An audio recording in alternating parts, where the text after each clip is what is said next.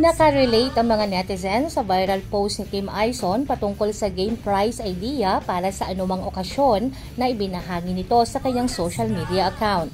Sa post ni Kim Aison, ginawa raw nila ito sa birthday celebration ng kanyang anak na si Bella na nagdiwang ng kanyang 7th birthday kamakailan, kung saan hinuhulaan pa daw ng mga bisita kung ano ang laman sa loob ng mga papremyo na nasa paper bag.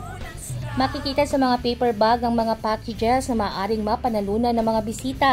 Kabilang dito ang kitchen package na kung seseryosohin mo ay may isip mong mga gamit pang kusina ang laman. Pero nang makita ang nasa loob ay mga condiments pala. Mayroon ding self-care package na kung iisipin mo ay mga beauty products o cosmetics ang laman, ngunit mga gamit pala sa pagligo. Habang ang trip to Korea naman na akalain mong travel ticket ay naglalaman pala ng mga iba't ibang Korean noodles.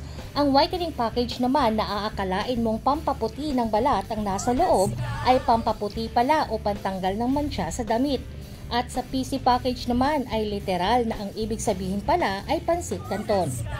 May mga netizen din ang nagbahagi ng kanilang karanasan at mga larawan sa paglalagay ng twist sa papremyo sa mga palaro na ginawa rin nila sa magkakaibang okasyon.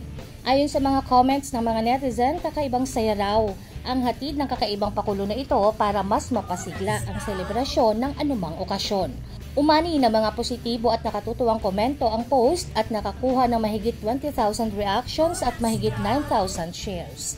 Jovelyn Astrero para sa Balitang Unang Sigaw.